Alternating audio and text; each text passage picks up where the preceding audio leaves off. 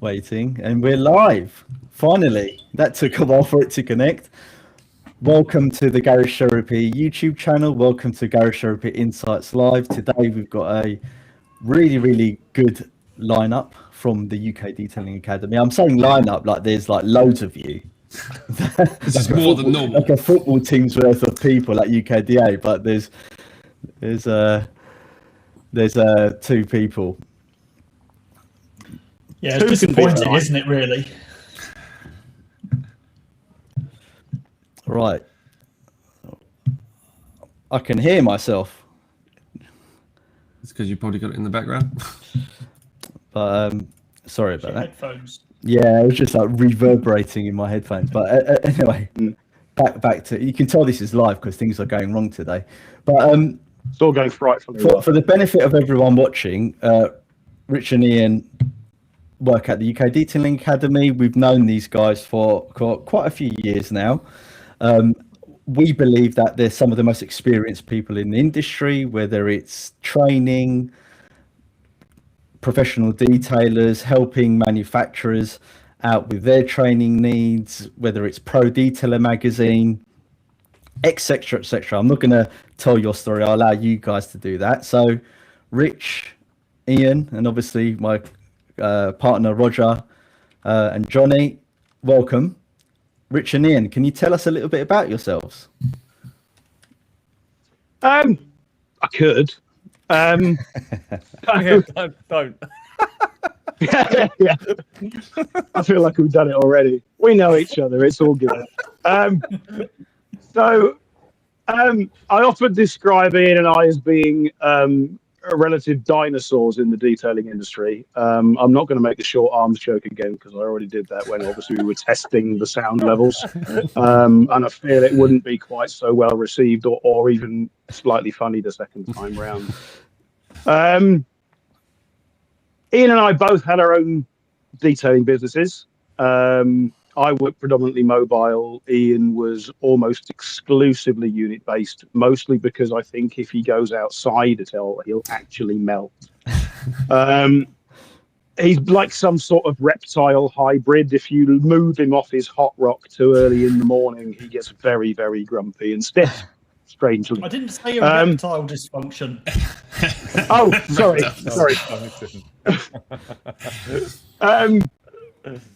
In 2016, we kind of decided that things were a bit rubbish working on our own.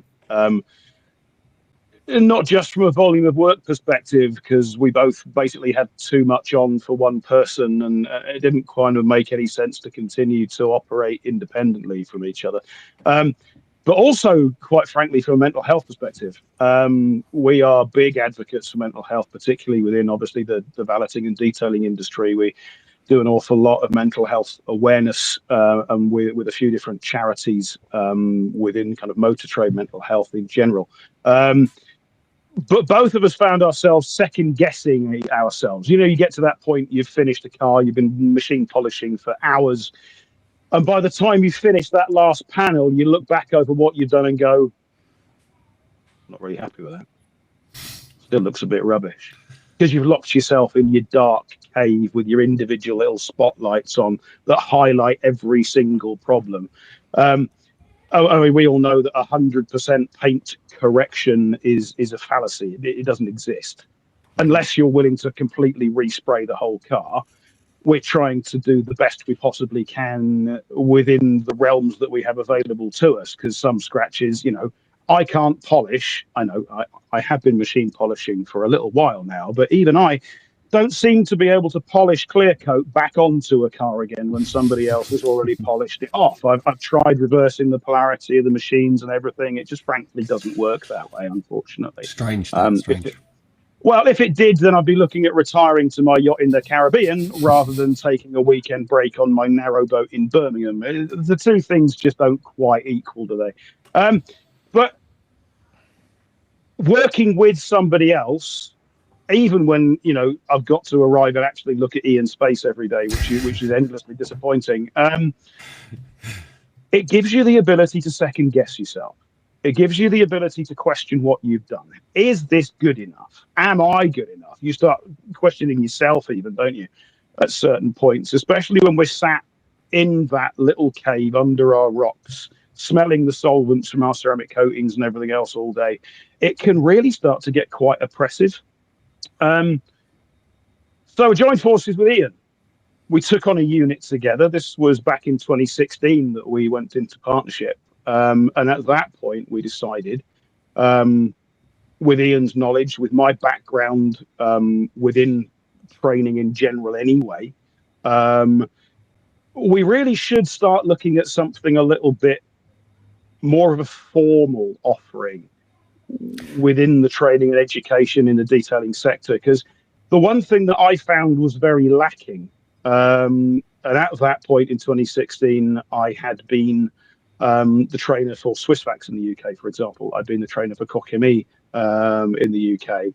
I'd done an awful lot of work with PBD, Professional Valeters and Detailers Trade Association, and offered an awful lot of training education through them, based on all my past experience and the fact that, quite frankly, other than a few little opportunities here and there going back to sort of the beginning of the previous decade, that kind of 2010s, I struggled to find, other than, come to my place and I'll show you what I do, I struggled to find actual, credible, structured training within this industry.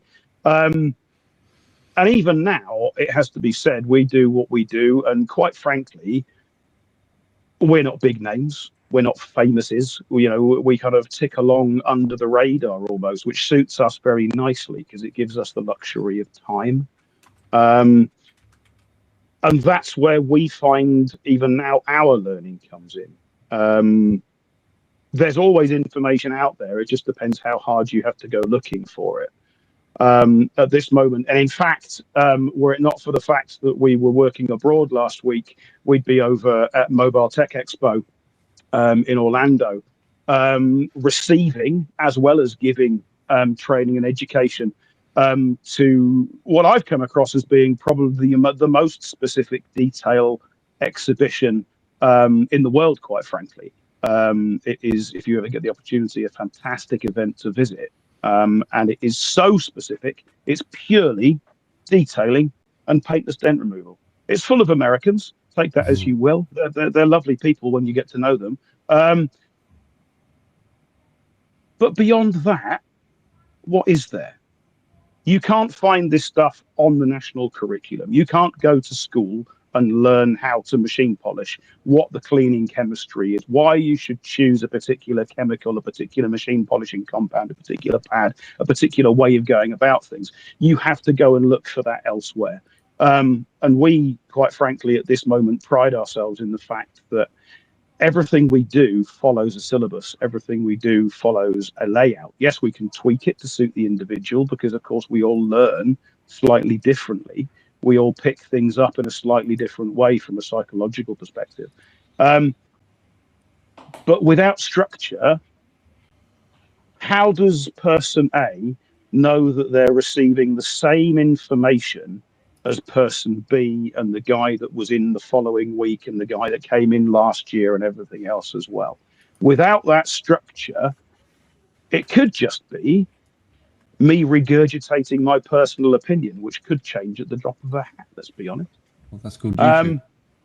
It's called YouTube. It's called, I mean, let's face it, there is an awful lot of information on YouTube. There's an awful lot of information on your TikTok, your social media in general. There's so much information on platforms. And it has to be said, and Maz and Roger won't forgive me for saying this at all, but it has to be said that if you scratch the surface, an awful lot of that informative content has been either produced by or at least sponsored by product manufacturers. And as good as certain people's products may well be, let's face it, Maz and Roger's primary aim is to sell their products. Sorry, Rich. So back in 2016, when Ian and you got together and shared a space, was it actually where you are now, or was it just a different location entirely? It is, okay. No, same place. And did you think back then, okay, we're going to do detailing, but we're also going to do, was it UK Detailing Academy from the start? Was that just the name, or was it a different name back then? Well, What was Rich and I didn't meet in 2016. We actually met back in about 2012, 2013, again as part of PVD. And it was always kind of when we started working together, when we started doing the odd joint project, started doing things like helicopters, bits and pieces like that, there was always a little background tick of, oh, X person needs some help. Can you go down and have a look at this scratch for them, tell them what to do, see what's going on. And yeah, trading is always something that Rich has been involved in various other industries, bringing it back in. I've always been involved in a lot of sort of research and discovery, that sort of side of it. Obviously, with my side of the magazine as well, it's just always something I've enjoyed doing. And opening the academy gave us the opportunity to do what we actually enjoy doing, in addition to detailing, which is finding out new things, showing people how things work, offering advice. It's kind of a natural progression. But yeah, no, 2016 was when we got the current unit together. Ever since then, we've been looking for a bigger unit, but one never seems to come up. Yeah, it's just kind of rolled on since then, really. Obviously, at one point we were joined by other guys. We had James on board with us, helping us to develop some of the garage therapy programs, some of the levels courses, everything like that. But also from the magazine was involved with the academy early on as well. It's just a never-ending project, and we hope we're going to carry on building on it with new and exciting things in the next year or two as well. So I'm right in saying that from PVD, so Pro Validators and Detailers Association, there was the magazine as well. When did the magazine start? Because we don't just have people from the UK listening, we also have our customers in the US and the Asia as well. So can you tell us a little bit about the association and the magazine as well? I know they're two different things, but there's been some overlap in certain places, hasn't there? Yeah, sure. I mean, well, the magazine actually technically predated my involvement. It was actually Richard, who was working with PVD at the time, in more like the office-based capacity.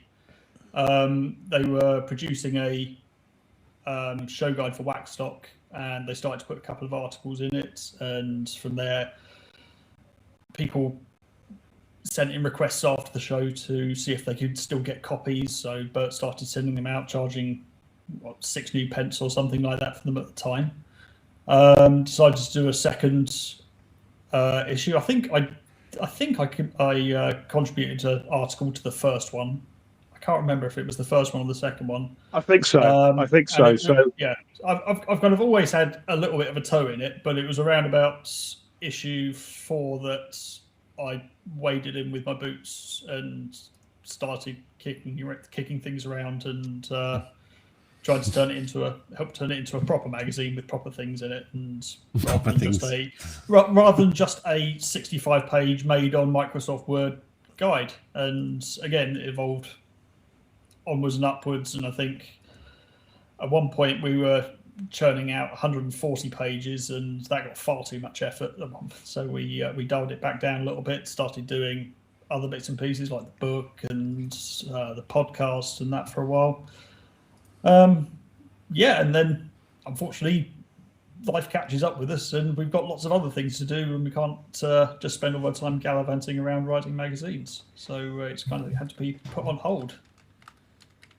So in summary then, you met obviously in 2012, like you said, or maybe slightly earlier than that. Rich, you were involved in Pro Validators and Detailers Trade Association, which is for our American audiences like the IDA, but obviously there's differences. You then started UK Detailing Academy with mind of detailing and training professionals, and you were also involved in the magazine. So that's 3 quite big pillars of work that you guys were involved in, which has been really influential, certainly in the UK, and as time went on around the world as well. So I'm going to ask you, and the guys, please chip in whenever you want. I'm going to ask you guys some interesting detailing related questions, and then we can link back to all the different facets of your experience, because we've got the benefit of knowing who you guys are and the impact you've had in the industry, but obviously a lot of people might not know that. So I feel like bear that Michael in mind. Parkinson's going to walk down in a minute. This is your life. It sort of is. Look, one of the reasons why I wanted you guys on is it's all very well, you know, all the podcasts around the world inviting the Alan Medcrafts on and the Kelly Harrises and stuff, but you guys are a massive part of this industry and deserve just as much credit as everyone else. Unsung heroes. Unsung heroes, absolutely. So I for one am really excited that you guys are on, because I want to hear your experiences as well, and so does Johnny. Johnny's been talking about it all week, really, about how excited he is that you guys are coming on. You can see it in his face. So look, like, detailing has exploded in popularity, and from our point of view, we think that some of the standards have been quite fragmented, because as you rightly pointed out, Rich, you know, a lot of the content on YouTube, a lot of the written stuff as well on the forums, a lot of it comes from individuals that work for manufacturers or companies. And we're getting bombarded with now, as time's gone on and everyone's got a YouTube channel and everyone's got social media, we've been bombarded with lots of different standards which appear to be fragmented in some cases. Do you think that fragmentation is just being amplified as time goes on? So I think a little bit, and don't get me wrong, I'm not saying that things being put out on behalf of or sponsored by or by the manufacturers themselves is necessarily a bad thing. Because if you want to know the best way to use Garage Therapy Decon shampoo, Garage Therapy Decon shampoo, who's the best person to speak to? It's Garage Therapy. If you want to find out the best way to do a certain thing with a certain specific product, the best person to approach is the person that produces, the person that tests, the person that uses those products on a day in, day out basis, and has the ability to sell the pros, but also describe the cons of a particular thing as well, for example. I think a lot of the issue is, and I'm seeing this an awful lot over the course of the last kind of 3 to 5 years, is it's almost like there's a 10-year cycle. I don't know, you might not agree with me, but there's an awful lot of received information that gets bandied about and used as almost sound bites in a variety of different situations, to help justify something, to help say, oh no, you know.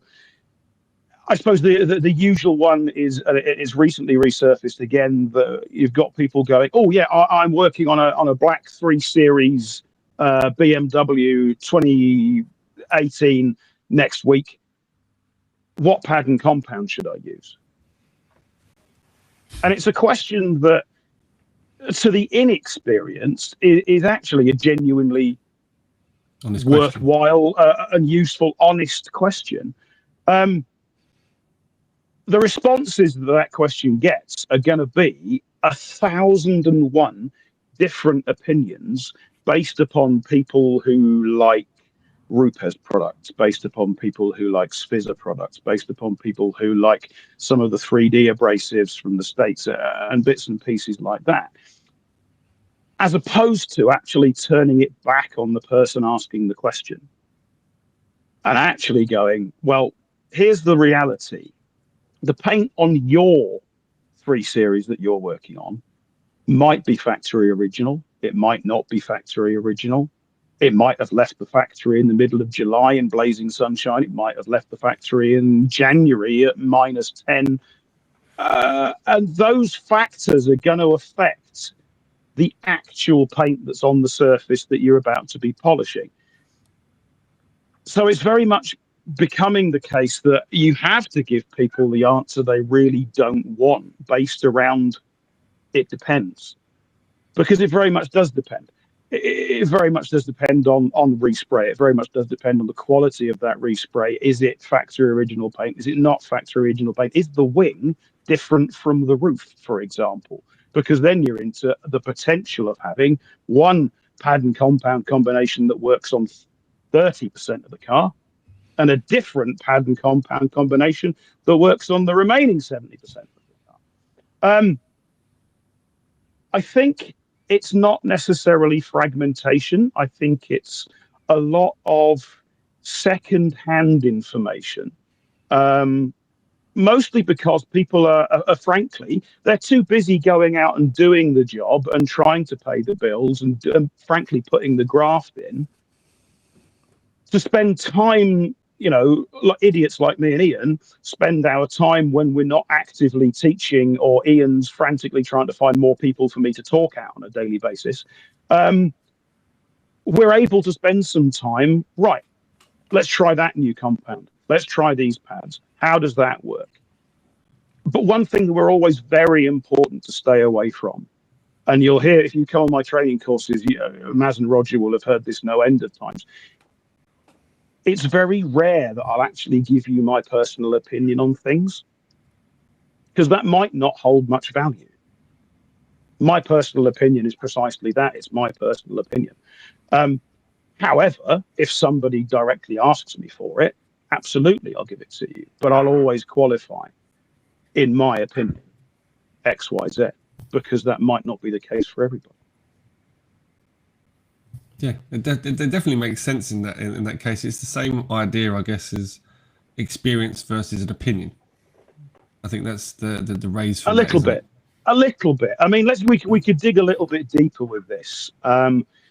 There is such a thing as anecdotal evidence you may well have come across in a number of different fields. But the problem with anecdotal evidence is it's something that one person has experienced. It's me telling a story about what I've done and how I've experienced things. And therefore, I can tell you a story about my personal 2018 Black 3 Series BMW that did mostly have factory original paint to the best of my knowledge. The paint readings matched everywhere. It was nice and uniform. And therefore, I selected X pad and Y compound to polish it with. And it worked absolutely fantastically.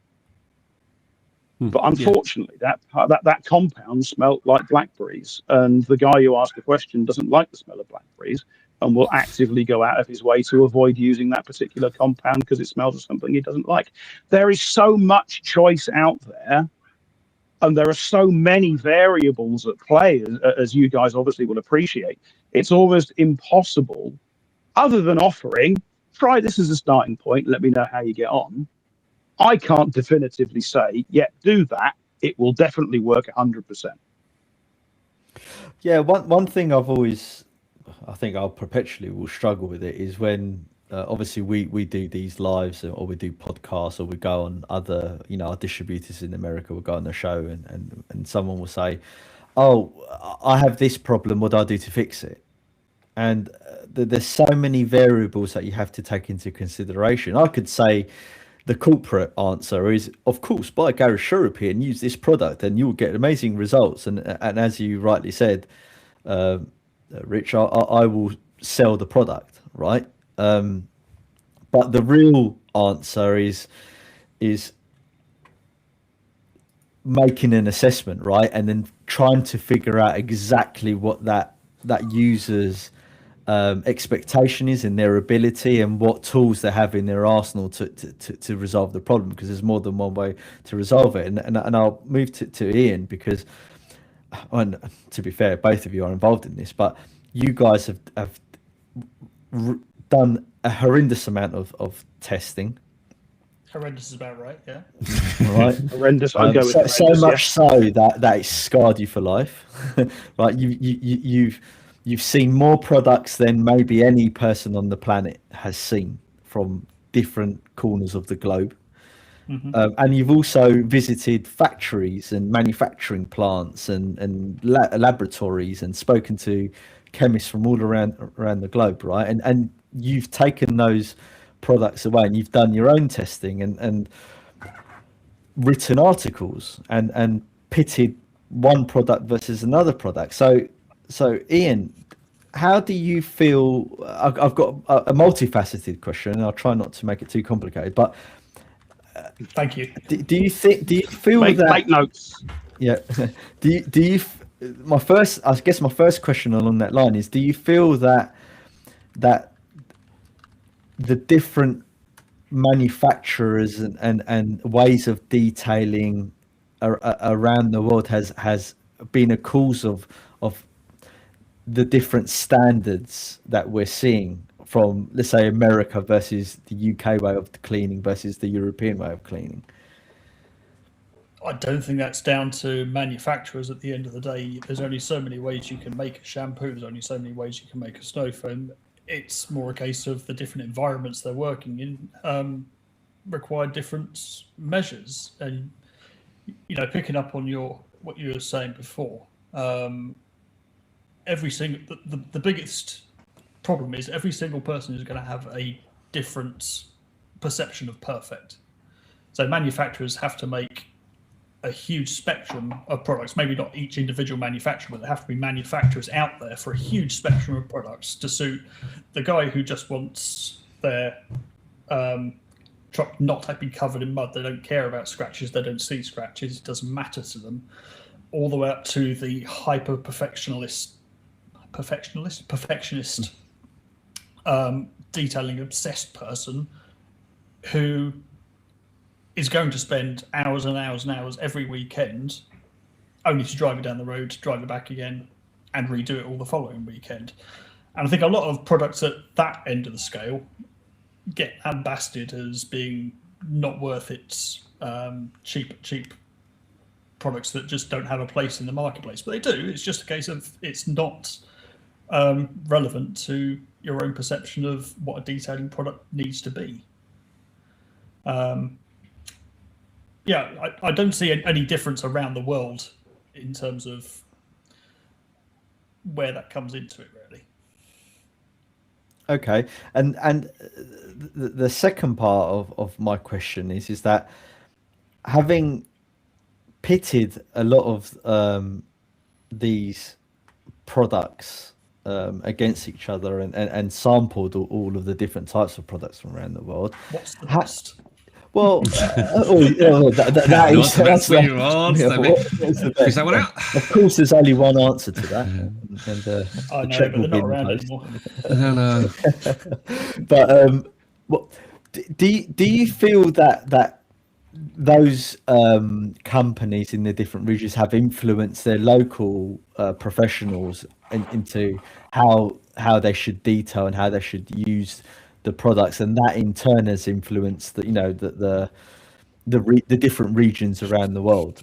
For example, I'll give you an example.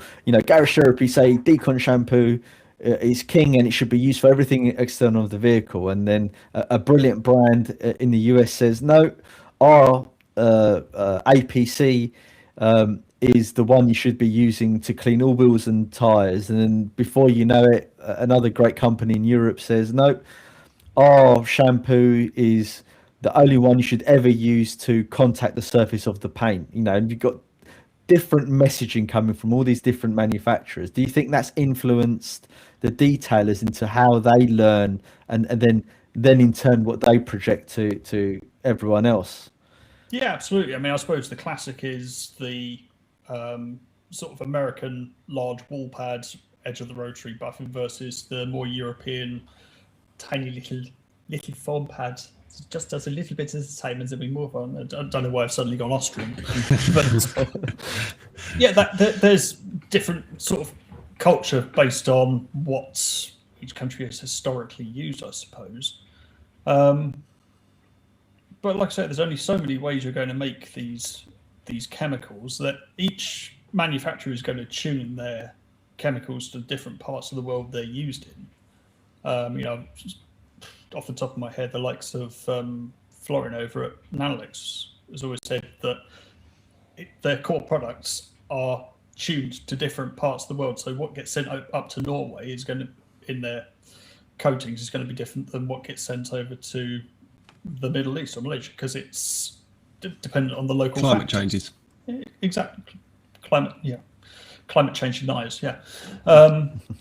It's you are going to have variations around the world because, like I say, environments are different, contaminants different. But as to whether it influences different techniques, honestly, the techniques are the same worldwide. It's just how they're applied in their local markets. It's. I haven't seen evidence of massive changes, especially like I say, you go over to MTE and you look around the products around there, and they could be on any detailing shelf in the UK and still be popular, work just as well. A lot of them do come over here now. No, not a massive difference. No. Johnny, do you have any? I think there's a bit more to that, though. If, in terms of influencing, and all of a sudden, different places around the world, someone says, "Oh no, my shampoo's the best. No, my shampoo's the best," and all the rest of it. As a manufacturer of detailing chemicals, it's literally your job to tell people that your chemicals are the best. Because if you don't firmly believe that your chemicals are the best, no one will believe then at that point in time, you go out and you change something to make sure that your chemical is the best again, don't you? That is literally your raison d'etre. It's why you exist. It's why you do what you do, because you're passionate about the products that you're creating and the products that you're supplying into the market. If all of a sudden you go, yeah, actually, this isn't as great as we thought it was, you change it in order that it does become again as great as you thought it was. If you don't firmly believe that your brand is the best for everybody in all reasons, frankly, you're in the wrong job and you need to go and sell double glazing instead. Do you see what I mean? Yeah, so of course, every single product manufacturer that makes a YouTube video is going to go, yeah, use this because it'll clean everything in the entire world the best possible standard. And if it doesn't, I'll eat my hat. Well, I guess Because this all harps back to the point of why people look for individuals which are third parties from a manufacturer so that they can get a non-biased opinion upon something a manufacturer has claimed. Where it kind of lends more credibility, doesn't it? Yeah, it lends more credibility. Yeah. But as you said at the very beginning of this, the podcast, is that you said that there are people that are still independent, but are also given, a bias to a manufacturer because they've been given, whether that be a monetary financial gain or they've got an opinion which lends themselves to a favourite brand themselves from many years or opinions or experience before. So it kind of lends you to this conversation, which keeps coming back for me and Maz all the time, is like, you can't push your products any more than what you do, because all you end up doing is sounding very kind of harping on your own kind of product, where you need someone else of the third party to come in and say the exact same thing without any sort of prompt, and then you get your clarification of what you created was correct. And that credibility comes back. I mean, something that we have always been incredibly strict about is making sure that we don't offer any form of bias in the training that we provide. Let me qualify that a little bit. If we hold a garage therapy session at our place, then quite frequently you guys will maybe bring across a couple of bottles of coatings so that people can try them on the training course, a few bottles of chemicals so that people can buy them on the training course. The rest of the chemicals, whether they say garage therapy, whether they say Spizzer, whether they say 3D, whether they say P&S, whether they say whatever on them, we've paid for. Some people we know well, maybe they give us a bit of a discount. Fantastic. Thank you very much. Very grateful. But at no point am I going to say in any of my training courses, oh, yeah, no, you've got to use this one because it's the best one. And I'm very plain, I'm very upfront. You guys know this as much as anybody else. You know full well that when we deliver a training course which is independent, there's probably, there may well be a bottle of garage therapy something there next to a bottle of P&S, next to a bottle of insert third manufacturer here, whatever it might be. And it's down to the individuals that are undertaking that training to choose what they feel would suit that situation best by reading the label information, by understanding the concentration, getting the dilution ratios. How much chemical am I using? Is this going to be massively concentrated? Do I need to use a lot? Am I spending more money than I need to potentially? Because we think that's really important, like really important. If you go on a manufacturer-sponsored or a manufacturer-based training course, then absolutely right. You're going to learn how to use that brand of products the best possible way. And there's real value in that. Like I said just now, if you want to learn the best way to use Garage Therapy Decon shampoo, the best people to ask would be Garage Therapy, literally the people on this call, wouldn't they? Because they've designed it, they've developed it, they've tested it over and above all else to make sure that it does everything they want it to do. And if you want to work out what's the best dilution ratio to get the algae off my decking, they will most likely, you guys will most likely be able to tell me what concentration I should use it at to get the algae off my decking. Not that I have any decking or algae, because obviously I live on a boat. But from our perspective, we want to make sure that we're teaching people in as unbiased a manner as possible a methodical, proven way of getting from point A to point B that removes the guesswork, doesn't overcomplicate matters. Because if I make things massively complicated, all I'm doing is trying to make myself sound clever rather than demonstrating to you how simple it can be so that you can understand it better and make better choices to help make yourself more effective, more efficient, and at the end of the day, safer overall by using the right chemical for the right job rather than wasting half a bottle of the wrong chemical and not achieving what you wanted to achieve. I mean, I guess from an academy perspective, what are the... You're going to see a lot of students, obviously, coming to you, and you're going to see their bad habits. Do you think, you know, what I guess the obvious question is, what bad habits do you see over and over again, and do you think that's a result of social media or slash secondhand information, or do you think that's just something they've learned on their own, and everyone just goes to that point and learns the wrong way first, and then they come and learn the right way? So quite honestly, for me, and Ian may well have a slightly different opinion, it kind of depends upon their, dare I say, time served in the industry or their level of experience, followed, quite frankly, by their age. We see an awful lot of people who are maybe reaching middle age. They're fed up of slaving away for, you know, their mortgage provider, and want to go out and start their own business.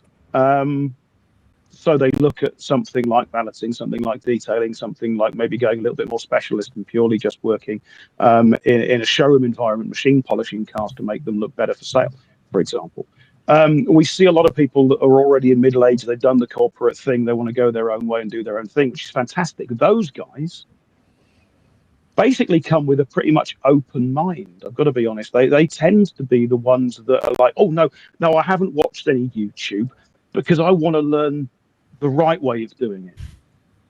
Counter that with some of the young people that are coming to us fresh from school, fresh from college, 18, 19-year-old young people that want to get started. They want to really start making a career and start making a dent in this stuff. And they're all over social media. They're drinking the information in, which is great because it means that they've already got, preconceived, but they've already got some idea of what they want to achieve, what the process looks like, etc. But they also seem to do an awful lot of unnecessary steps, so they're wasting time. They also tend, on the whole, to overuse chemicals, by which I don't mean necessarily, making something over concentrated, so it's overly harsh, overly strong. I mean, they're starting to like overlay chemicals on the surface because they've seen that amazing raspberry ripple effect that you can get by putting some iron remover onto a wheel and then overlaying it with some snow foam, which looks fantastic. But the end result is that you're diluting your iron remover and stopping it doing its job so well. That's how water-based chemistry works. If you put more water into it, your glass of squash gets weaker. There's an awful lot of that as well. And it's very much, I find it fascinating. Two completely separate sides of the spectrum that seem to operate in an entirely different way. Ian may well have, like I say, a completely different opinion to me. I mean, certainly you do see a lot of students come into us that have seen 10 different channels or read so many different articles that have collated all of these processes, maybe 10 different processes, and just stacked them on top of each other and go, right, well, that covers all the bases, so I'm just going to do all of these things, and that's a process, without actually thinking about what the purpose of any of the steps they go through actually are and where they can. The main one's efficiency. If you're going to start doing this from a professional point of view, if you're doing it at home and you want to use 40 different chemicals at the weekend to achieve what your idea of perfection is, go for it. Enjoy yourself. Cover yourself in snow foam. No, don't cover yourself in snow foam. But you know what I mean? It's a case of, if you want to do that in the privacy of your own home, brilliant. Enjoy yourself. If you're doing it from a professional point of view, you've got to look at costs. You've got to look at efficiency, the time you're spending doing things. Where can you maybe over the course of a 3-hour job save half an hour? Because that half an hour goes on to the next job. So it's a case of streamlining at that point. And that's where, when we sit down with them, we go through, well, what is the process here? Why are we doing each of these steps? You give them the reasons, and they go, okay, yeah, that makes sense. That makes sense. And also, don't put a ceramic coating on everything. So, Jesus Christ. This is kind of a great. Does not need a ceramic coating. This is kind of what where Ian's saying is kind of reminds me of like the story with Johnny, really, to be honest. It was because when he came on board with us, it was very much like he'd seen a lot and didn't understand how we used our products, and then he realized how to use the products, and all of a sudden it was like the revelation of, oh, this is how you do it for a business and how to use it in a efficient way and less a social media approach kind of thing that's been seen by everybody.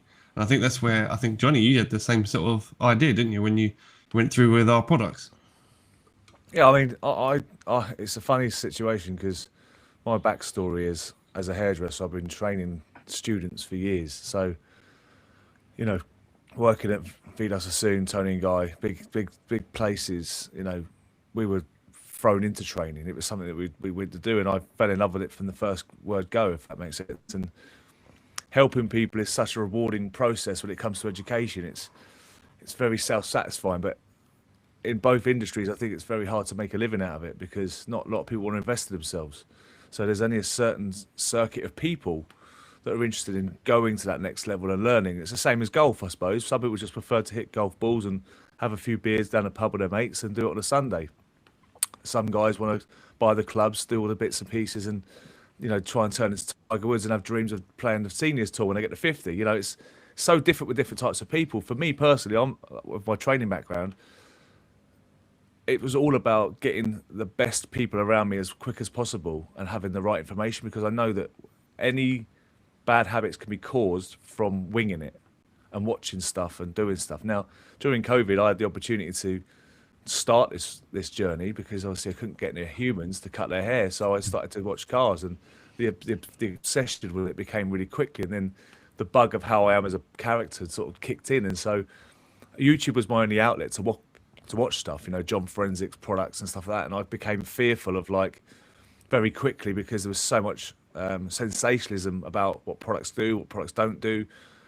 it'll burn the world. You know, be careful, your soul's going to leave your body if you do it like this, and all that sort of stuff, right? So, like, it gets out fairly quickly. It does. It does. You could just wash it out. You could just wash it out. So, so I decided to link myself up with a detailer that was local, and obviously he'd been in a big love of cars and stuff, and so I do feel it's like important to go on this journey yourself, and how you can learn so much theory, but you have to do the practical as well, right? So you have to do the hours. It's, you know, you can go and get a golf lesson and get to learn the fundamentals, but you still got to go and play around the golf and learn how to actually play the game. There's a big difference. And you have to make mistakes. Well, you have to make mistakes. Well, that's as an over 40 now. You realise you enjoy making mistakes. Whereas when you're younger, you're fearful of making mistakes. You think that mistakes are going to make you look stupid.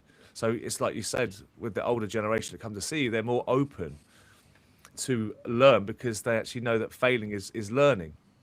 Whereas younger generations see failing as weakness, right? So there's a different different demographic that you're working with. So for me, with the Garage Therapy brand, I realised that, you know, there is levels to the game. And I know that's a really horrible hashtag that people use in detailing, and it's, you know, that sort of stuff that everyone goes, levels, mate, and all that sort of stuff. Best in the game and best in the world and all that sort of stuff. But for me, when I got into the Garage Therapy program, almost, you know, getting into using the products, because their products are so unique, so different, if that makes sense. You know, I hadn't used water spot removers before. You know, everything on YouTube is, from a decon, was contact wash, iron oxide, tar and glue, clay bar, right? So there wasn't a water spot remover kind of that sort of stuff, and using acid washes for ceramic coatings and stuff. You know, you learn these basics. So when you get into the Garage Therapy ecosystem, you understand that there's a lot of minutiae that you can get involved in that really got me excited, because that's how I was as a hairdresser. I wanted to be the best in the world at hairdressing. I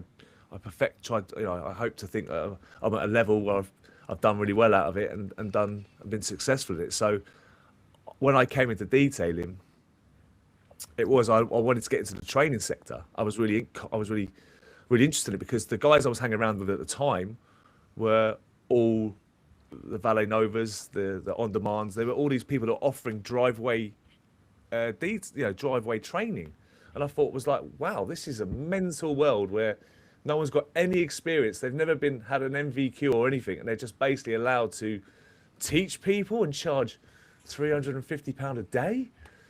I'll have some of that. I can teach. I know how to teach. I know I've been teaching people for years. I've taught over 300 hairdressers in my area, you know, that have gone on to own their own businesses now from the whole fact of it. I was like, this is great. So I'm interested from my perspective. What I was interested to talk to is that I love teaching. I love what it gives me back, and seeing people walk out the door and seeing the education, which is why I decided to do a YouTube channel, because it was like, you're all my pupils now. You're all my teachers. So for you guys, how do you find the kind of new age and the sort of the old age of business? You know, like now that social media is so popular, how do you find yourself marketing yourself and keeping yourself at that level? Because we wanted to have you on because we feel like you're people that are very experienced in this sector, and obviously I would class you as old money in a respectful way, where you don't need to advertise on YouTube and do these things to have a reputation, to have a brand. Does that make sense? So is this something you're looking to have to do now because of the way the world is? Like I said, with GT being in control of their own media now and doing their own content, how do you feel like you guys can keep reinventing the wheel, or are you just happy with where you're at? The thing is, we've never felt the need to do social media and such. You know, we do it just because it is a channel to reach new people potentially, but it's not a focus because, frankly, we don't have time. I seriously do look at, with all respect to them, I look at a lot of detailers who film their daily routine and they go through nice edits, add all up to TikTok, YouTube, Instagram, etc. I just look at that and think, I'd rather be sitting and having a cup of tea at that point, frankly. That's why I said about old money, and respectfully, because you can still run a business successfully without doing social media if you've got a good location, good shop, and good word of mouth. Good word of mouth. Like I'm the same as you in my head. I've never had to advertise because my word of mouth is so strong.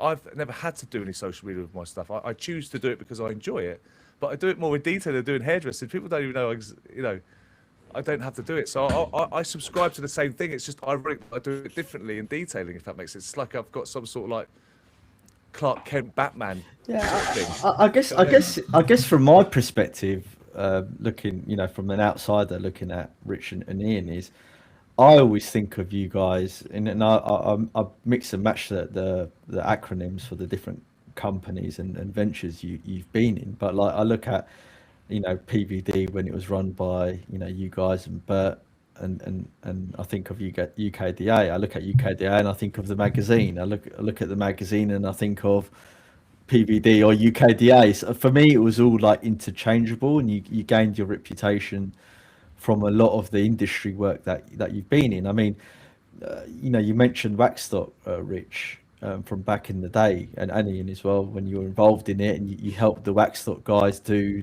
some of their media stuff, and you've run training events there. You've helped brands there, and you guys have been around. You've been everywhere for well over a decade now, and I guess where I'm going with this is do you When will you stop? When will I stop? When will I stop When my does it stop? Can monologue? you stop, please, and let something more interesting do it? Yeah, and I guess the question I'm leading to is that you obviously train people. So do you think now there's a big difference between a trained detailer? So when he comes to you and he walks away after the 3 days, obviously you give homework and stuff as well, right? To a person that's never visited you and has become a detailer. Do you think there's a big difference between the two? Yes. Oh, yes, absolutely. Good. Let's move on to the next question. Right. Fabulous. Yeah. Move on. No, genuinely. I always say to people, I mean, when we start, let's just take machine polishing just as one facet of what we do and the types of training that we provide. You could go out and buy panels and make mistakes and test and see if that works. Doesn't it work? How hot can I get it? What speed should I run the machine at? Oh, God, that's doing the same thing, but it vibrates more. How do I use that? How do I do that? You could go through that yourself. But a phrase that I used a little while ago, and actually I was like, oh, that's a good one. I'm going to keep hold of that. I might use it on a podcast with the Garage Therapy guys in a few years' time. Was I reckon that we can save you about 5 years. Wow. By which I mean that I can save you from making mistakes. I can give you a proven step-by-step methodical process that we know will work. And if you treat a diminishing compound in a certain way, then you can get the best out of it if you do this. If it's a non-diminishing compound, consider reducing your work time and look for some different signs.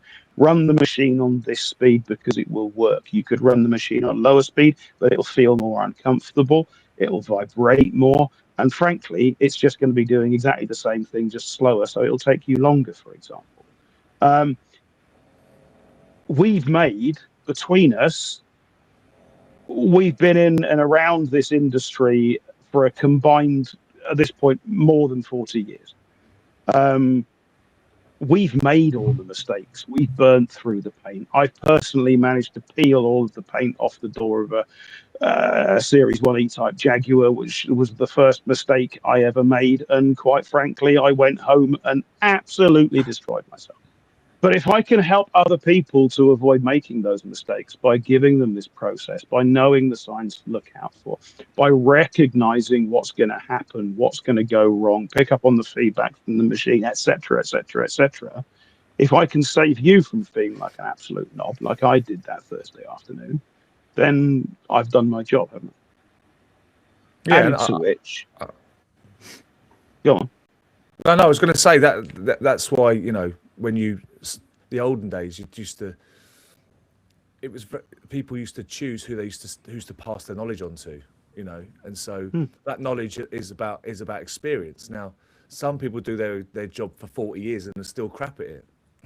You Yeah. know, some golfers have been playing for 50 years and they're still bad at it, right? Some people are really good at their job and they improve at it and get very good at it. You know, the top end, like Messi, Ronaldo's of the football world, they were raw when they first came out, and then they found a way that worked. They went, oh, that worked. That kept working. Does that make sense? And by honing themselves next to you guys that have done so many facets in this industry as well already, you're giving your revised output of what you know now, not what you knew before. And so that is valuable. That is offering value to the pupil. So what you could say really is they're a bit like GT and they have process accelerators.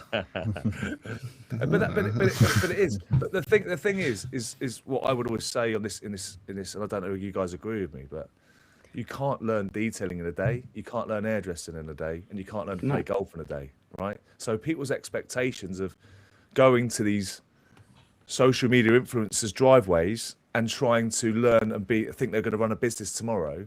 I try and promote this and say, your expectations are way too high.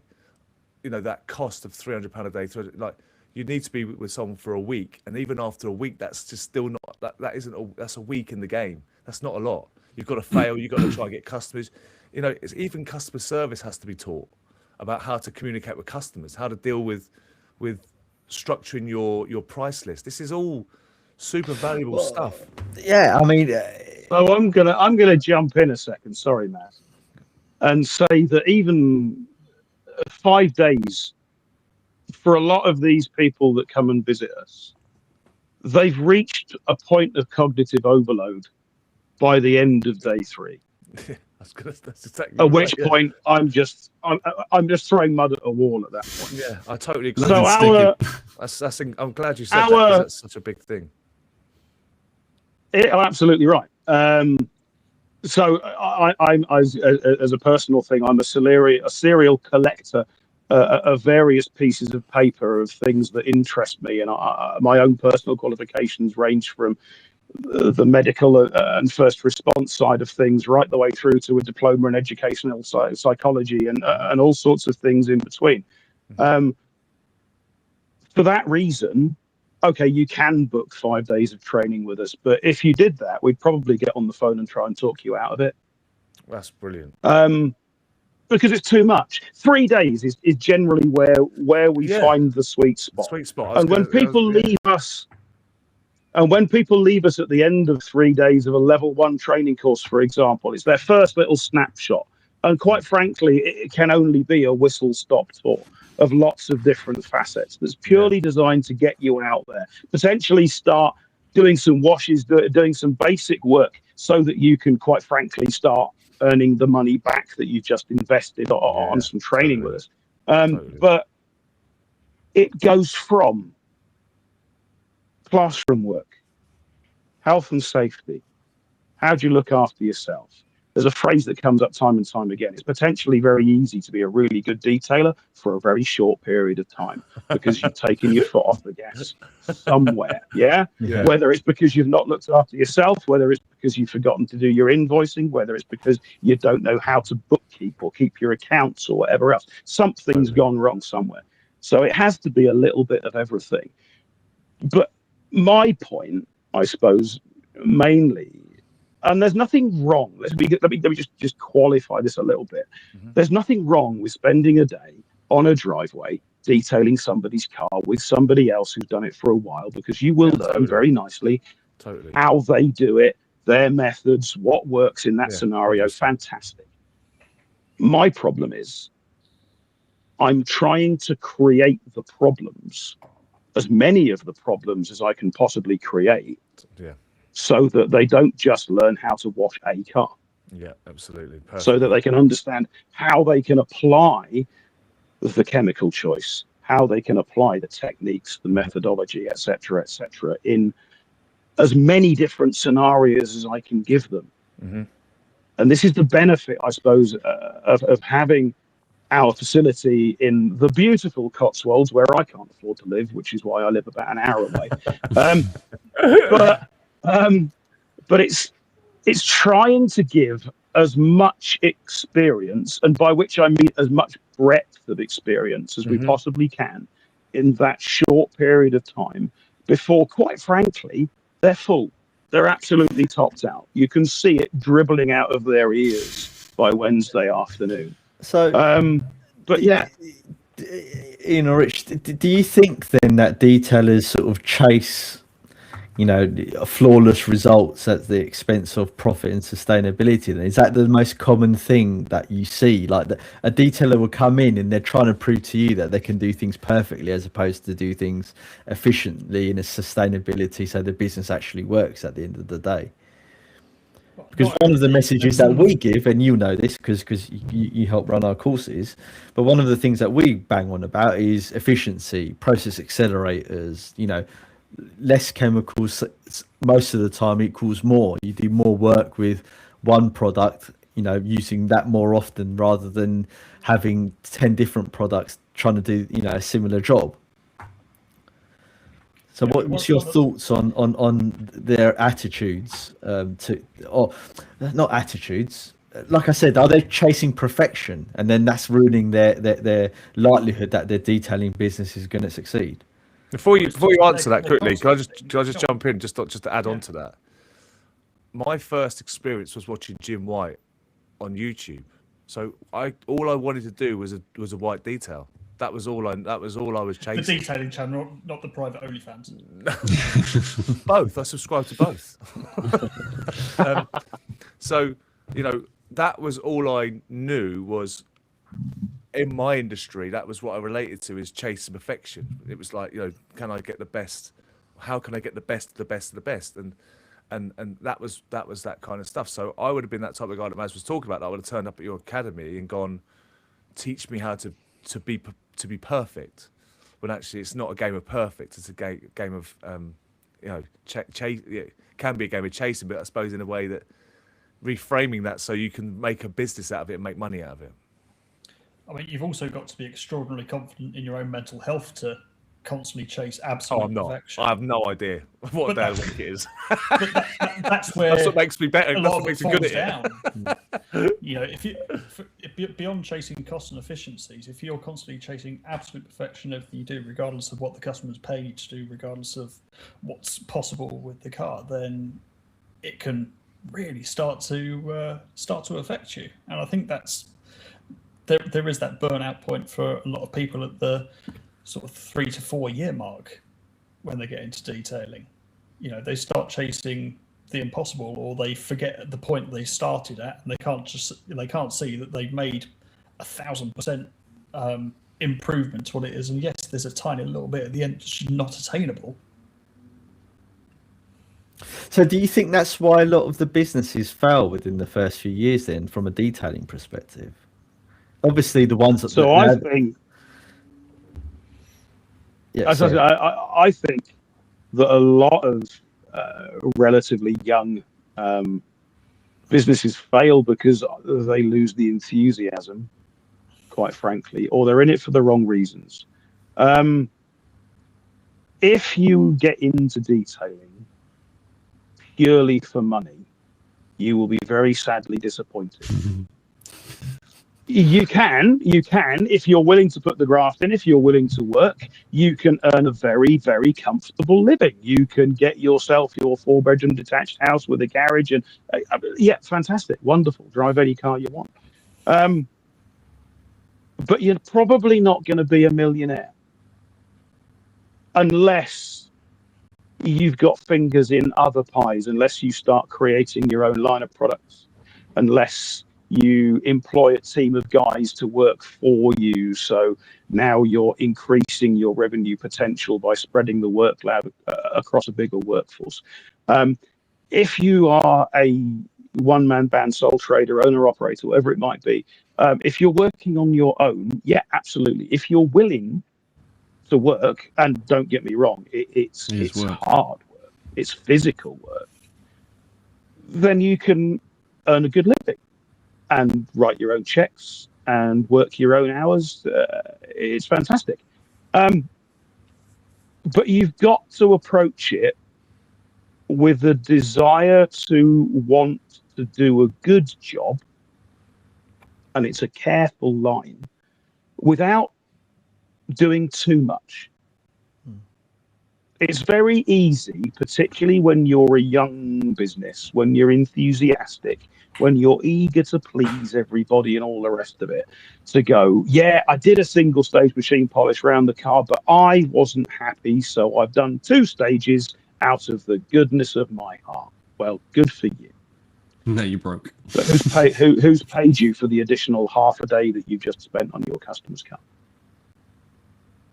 So do you think they're some of the underpricing problem themselves, is- Rich? Do you think another facet of that is just they're not pricing their jobs correctly, or There's no industry standard though, man. yeah, they're spending too long. I'm sure you obviously cover all of this stuff, but do you think that's a major factor?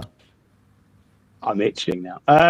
So I think it goes deeper than that. I think it goes, yeah, I've got some cream in the background.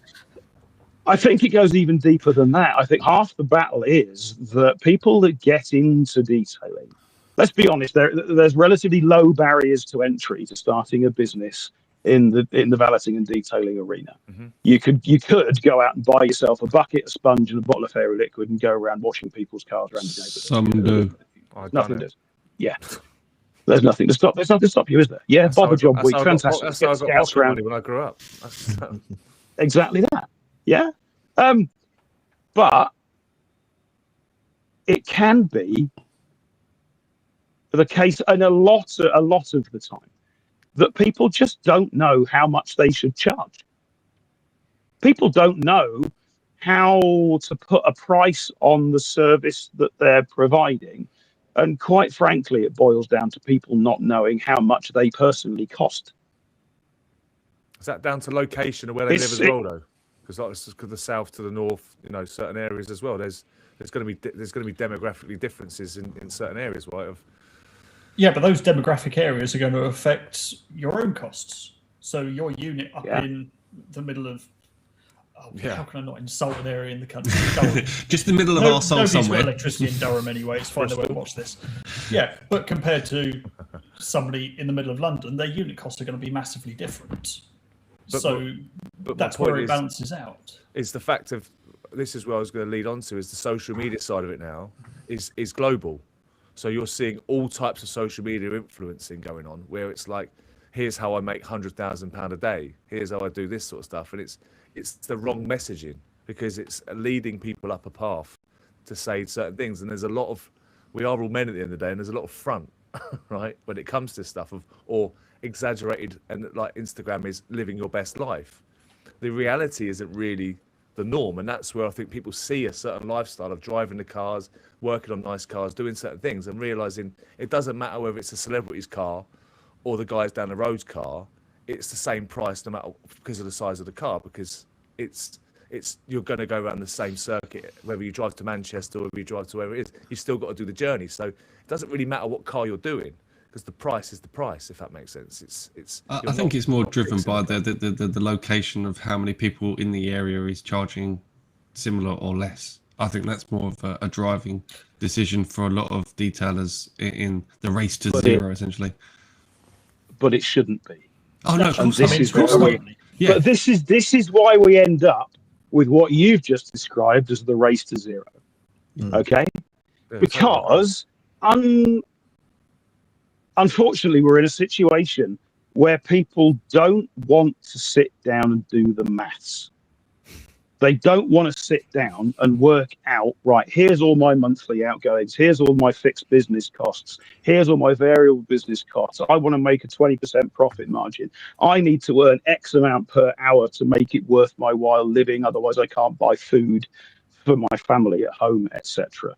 You're not going to work that out by looking at what Steve down the road's charging and undercutting him by a fiver.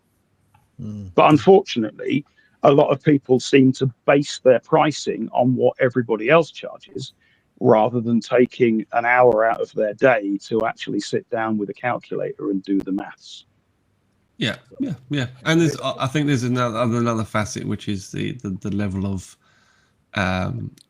realistic return from the client, the customer side, where they see something that they've seen on TikTok or on Instagram or something, and they've seen a result of a detailer, and then they expect that result to be given them in any detailer, and then to expect it at the price that they feel that is acceptable, and not actually understanding the connection between what that detailer actually did and costed and feed for it versus what's realization of actual cost as well from and what an the actual car detailer. actually looks like when you get the light Yeah. at the right angle.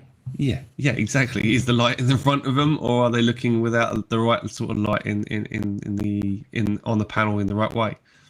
It's just social media. I feel sometimes has broken some parts of detailing, and then some other ways it's broadened the spectrum to be a lot more mainstream. It's a lot more there. Do you feel the detailing's never been so popular now? Obviously, off the back of COVID, do you guys find that it's never been more expansive, bigger? Massively popular. It's the sort of thing. It's got exponential growth. It's only going to get bigger and bigger and bigger. The products have improved since 2020. I mean, I've only been in the industry since 2020, but I've seen even products not. Oh, it's certainly more accessible. Certainly. I mean, we were saying this today. We were talking about ceramic coatings, and the coatings you get today are so much more consumer friendly because, let's face it, there's more consumers out there than there are professional detailers. So why wouldn't manufacturers tailor their products to a less commercial market? You compare those coatings to some of the early ones that we used to use. I mean, I'm talking like, say, 2011 Sequartz, that sort of thing, which were not forgiving. If you used it in the exact right way with the exact right conditions, everything like that, they turn out really nicely. You wouldn't have any problems. Vary that by a couple of minutes the wrong side, and all of a sudden you're trying to buff treacle off the side of a panel. We did a demonstration earlier with how you can approach coatings that have been maybe left on there for 20 minutes too long, and I was seriously having to work to get these coatings to sticky up on a panel because it was a little bit cold in the workshop at the time as well. But they are so much easier, and there's so many more products out there now that you can use to get yourself out of a jam. You look at the likes of sort of diminishing abrasives technology. You got different foam technology with the pads. You've got better machines, easier access machines. It's never been more accessible to be a detailer than it has been in the past. So much? Go on, sorry, Johnny. What do you think the mindset? What do you think the mindset should be with new detailers that you train up and older detailers? Do you think, obviously there's going to be different mindsets when you're younger versus older, but what do you think the mindset needs to be to make a successful business in detailing? Realism. So again, it is again. I refer back to the statement I made earlier on. It's potentially quite easy to be a really good detailer for a really short period of time. But understanding first and foremost the safety aspects of things for us is super, super important. Literally yesterday we ran a course specifically on health and safety for detailing businesses. And it's surprising how little awareness is of what you actually need to put in place, the things you actually need to do to ensure you're operating lawfully.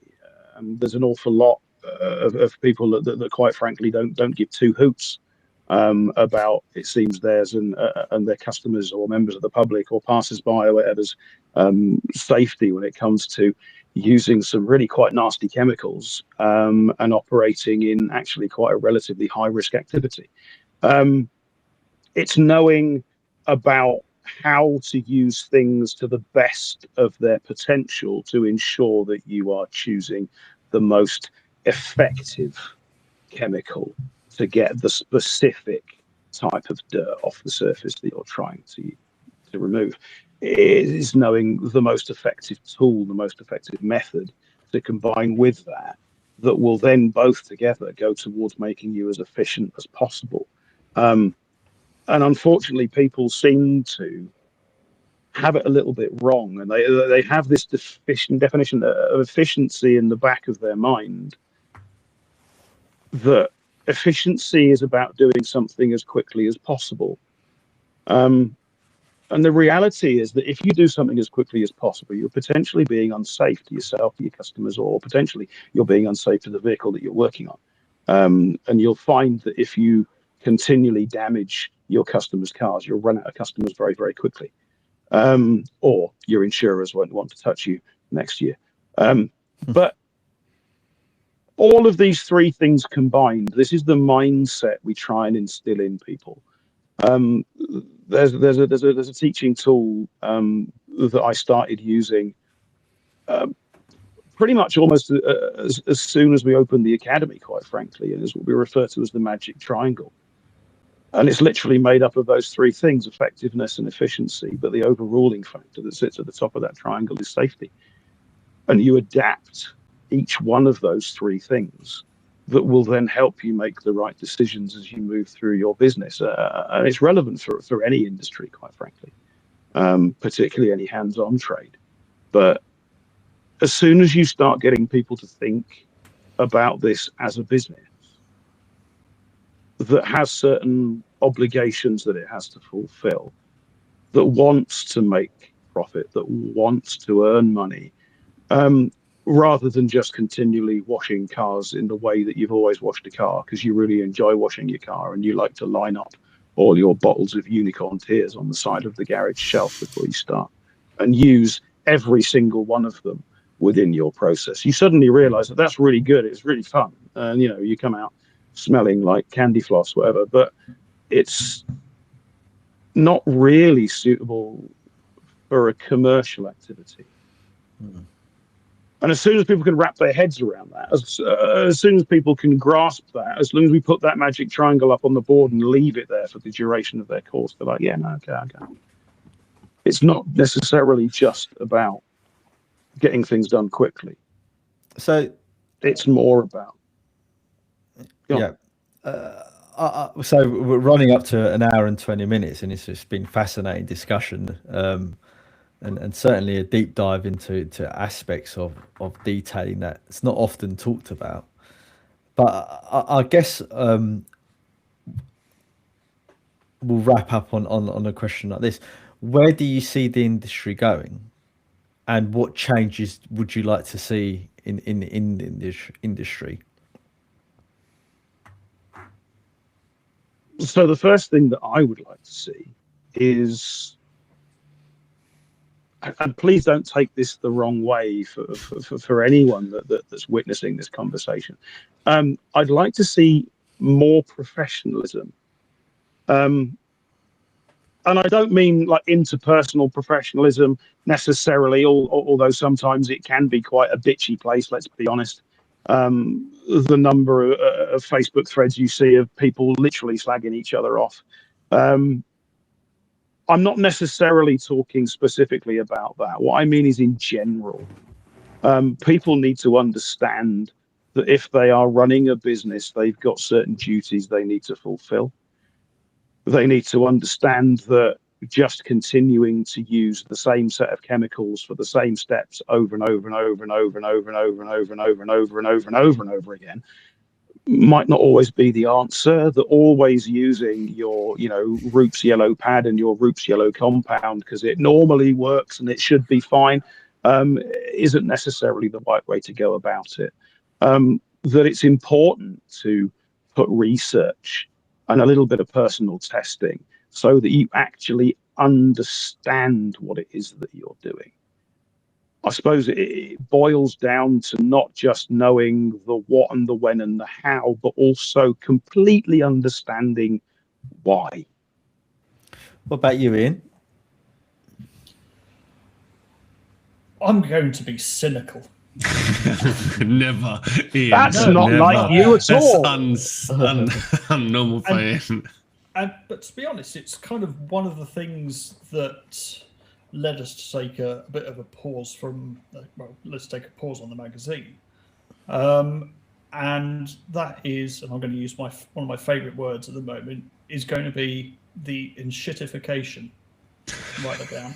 The enshittification of what have historically been, looking at the wider detailing environment, sort of trusted brands. If you look at what's happening with a lot of, if you like, independent brands in the last few years, they're being hoovered up by massive companies who are looking to cream profits from them. That's going to open up a bit of a gulf for smaller brands to start to move up into that, and it's going to be a bit of a conveyor belt, I think. And it's happened in a lot of other industries around the world, where you end up with only a few major manufacturers controlling what's actually being made, and that stifles a lot of creativity, a lot of inventiveness. Yeah. You start to see every single brand coming out with the same buzzwords because they all use the same marketing companies. Monopolies. And monopolies, and choice will start to be limited, and they're going to try and make things easier and easier and easier until they do just enough. And that's going to be a bit of a problem I think we're going to face. From a professional point of view, and this is a question we actually answered in a talk we did at Automechanica a couple of years ago. Again, you're going to see a lot of, if you like, larger companies, but the likes of larger car dealerships, etc., muscle in on the detailing name, because if they're starting to sell more EVs, they're getting less and less in servicing, so they have to make up those margins from somewhere. Detailing, just like the old new car protection, is an easy target for them, so you'll start to see a lot more fancy detailing centres pop up within car dealerships, and because they've got maybe a lot more money than Bob down the road who's starting up his detailing company, they're going to be a lot more attractive for customers. So independent detailers are going to have to become a lot more inventive in how they market themselves, because you're going to have to compete with a well-funded, large corporate industry. There you go. There's my cynicism. Two totally different answers. It's brilliant. And we always end. Well, we're going to always end these lives, especially when we have guests on like yourselves. Is what is your favourite garage therapy product? I really like the jacket at the moment. It's keeping. Hat looks good. Hat looks good. Can I spin that back and tell you my least favourite garage therapy product, which was Typhon V1, please, which is an amazing coating, but let's be honest, was an absolute dick. Yeah, go for it. So I honestly, I'm a big lover of Decon shampoo for its versatility, but I'm actually going to go out and say iron oxide, and I'm not going to tell you why. Because it's brilliant, everyone. Go out and buy it. There you go. Ian? There you go. Yeah. I'm going to say co-winner of the Glass Mega Test. Glass cleaner. It's brilliant. It's a very good product in a range of products that can typically be actually quite shit. Not yours, as in other glass cleaners. Yeah. Generally, market, as we found on there. The smell of other glass cleaners, to be honest with you, is one of the things that puts me off quite regularly when I'm testing other glass cleaners. Oh, but the taste makes up for it. It does. Yeah, absolutely right. So I get round that, but I get round that by basically having very little sense of smell. So that's probably why I went for iron oxide, to be honest with you. Good old COVID, eh? Good old COVID. Well, look, gents, thanks so much for coming along. It's fascinating hearing your opinions and your expertise and experience on the various aspects of detailing and the questions we threw at you. It's quite a heavy subject, isn't it? I mean, it's something that can be discussed for many hours, but I'm sure everyone would fall asleep, if we carried on too much longer, because it's such a heavy subject. But please come back again in the future, and we'll have more hard questions for you to answer, and you can educate us all on all things detailing and your experience in the industry. So thank you. Rich and Ian. Pleasure. Well, I mean, Thanks very I'd love to say it's been fun. Oh yeah, I'm not coming back. No. You're the most, you're the most honest guest we've had so far. One and done. One and done. That's it. Social media is. Didn't you hear, man? It said social media is. I don't have a filter. Yeah.